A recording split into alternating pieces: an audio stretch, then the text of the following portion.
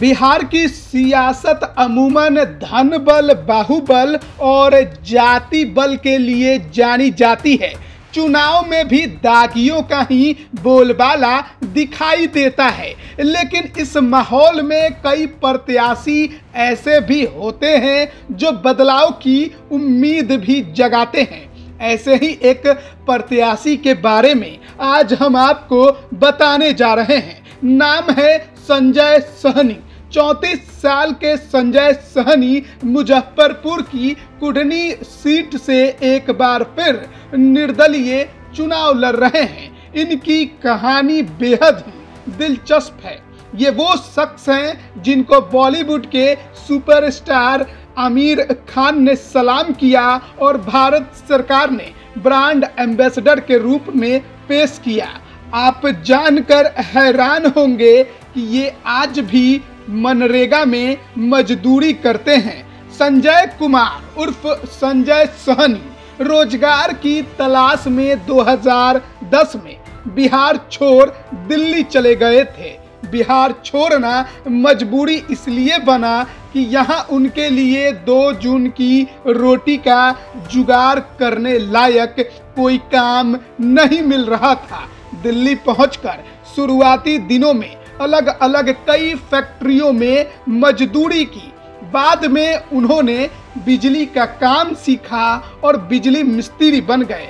यह वो साल था जब देश में मनरेगा की शुरुआत हुई थी।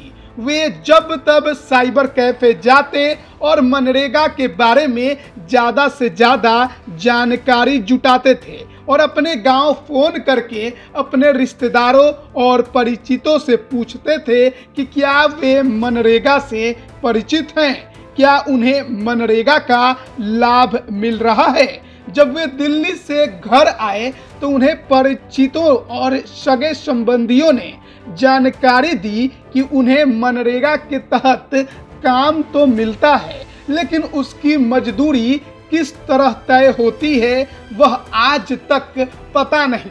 संजय ने इंटरनेट के जरिए अपने गांव में मनरेगा से लाभान्वित होने वाले मजदूरों और उन्हें मिली मजदूरी की लिस्ट निकाली। फिर जब अगली बार गांव आए तो उन्होंने उस लिस्ट को दिखाकर पूछा कि क्या इसी अनुरूप मजदूरी मिली है, तो सभी ने मना कर दिया। तब संजय को लगा कि यह योजना भी करप्शन के मक्करजाल में फंस गई है। उन्होंने इंटरनेट से मनरेगा मजदूरों का हक दिलाने वाले सामाजिक कार्यकर्ताओं से संपर्क किया, आरटीआई का इस्तेमाल किया, फिर जुट गए मजदूरों को उनका हक दिलाने में। संजय सहनी का मजदूरों का हक के लिए किया जा रहा संघर्ष राष्ट्रीय सुर्खियों में तब आया जब बॉलीवुड के मशहूर अभिनेता आमिर खान ने सत्यमेव जयते का एक एपिसोड उन पर केंद्रित किया। भारत सरकार ने उन्हें मनरेगा के ब्रांड एम्बेसडर के रूप में पेश किया।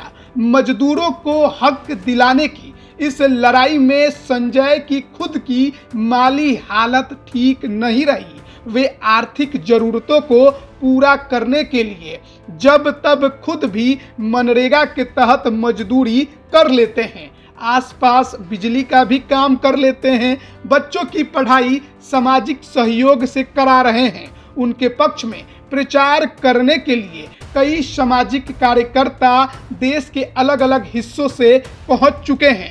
चुनाव के लिए खर्च भी चंदे के माध्यम से जुट रहा है। संजय का कहना है कि उनका विधानसभा चुनाव में खड़ा होना नेतागिरी नहीं है, बल्कि अपने इलाके के मजदूरों को उनका हक दिलाना है। इसके पीछे वे अपने अनुभव की मिसाल देते हैं।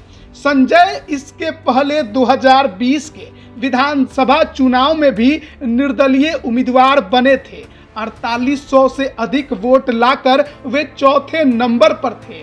अब देखना यह है कि दूसरों के लिए संघर्ष करने वाले संजय को उनके बिरादरी के साथ कुढ़नी की जनता उनका कितना समर्थन करती है। लाइव बिहार यूट्यूब पर सब्सक्राइब और फेसबुक पर लाइक जरूर करें।